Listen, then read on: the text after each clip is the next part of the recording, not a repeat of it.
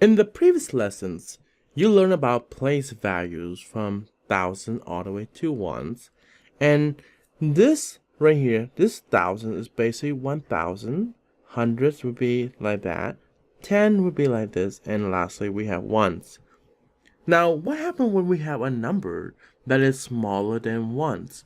Well, we have, after the decimal, we have a number that is less than 1. We call this the 10th place. And basically, this is represented by 0.1. Well, what does that really mean, the 10th place?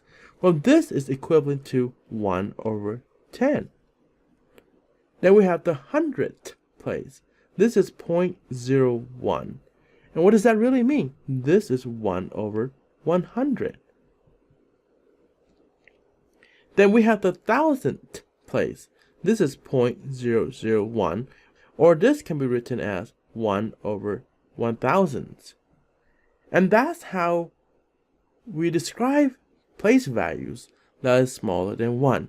Now, in this lesson, we are going to take that same concept and learn how to write fraction of a decimal number. Well, first of all, let's write the decimal as a fraction in the simplest form.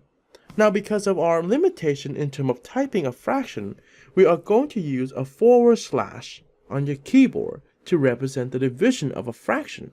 For example, if we have 1/2, notice how we write. And 5 over 10 can be simplified to 1/2 because both of them can be divided by 5. 5 divided by 5 is equal to 1. 10 divided by 5 is equal to 2. And if we were to type this in our computer, we would have 1/2, /2. Let's do another example problem. Here we have this one here. We have 0.45.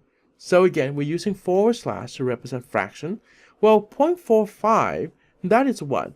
That is equal to 45 over 100. Now, if we are to simplify this is a little bit more challenging. We know that this can be divided by 5 for both of them. And what's 45 divided by 5? What do we have? We have 9. What is 100 divided by 5? We have 20. So the answer is what? 9 / 20.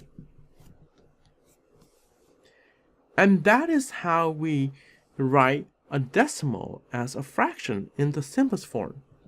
Now let's make an assumption. Let's say that you have a very difficult time knowing 5 is going to 45 and 100. And let's go back to remember our prime factorization, right? We have 45 right here. And 45, remember, what we have here, what 45 divided by?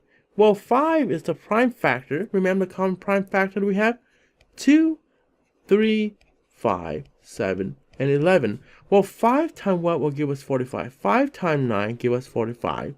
And here we have 3 times 3 give us 9. Well, for 100, we know that what? Well, first of all, this can be divided by 2. 2 times what? 2 times 50 give us 100. And that 50 right here is 5 times 10 give us 50. And here's 10. We have 2 times 5. And using prime factorization, we can now figure out the greatest common factors that go with both 45 and 100. And we look at this, what do they have in common? Here we have 5, 3, 3. Here we have 2, 5, 5, 5. So the greatest common factor is 5 in this case, and that's the reason why we divide by 5, and it give us 9 and 20. And that is all we have to do. So if you struggle with finding this right here, use the prime factorization to figure out the greatest common factor between the two numbers. Thank you for watching, and we hope that this video have empowered you to do well in your math class. Streamline Ed PD is an all-in-one education training by teachers with the mission to empower teachers to support all students. We have interactive practice that go along with this video. The links are in the description below. If you would like your teacher to use this video or create similar video to support you and your classmate, please subscribe and share this video and your learning experience with your teachers and parents. Together we can empower you to be successful in school.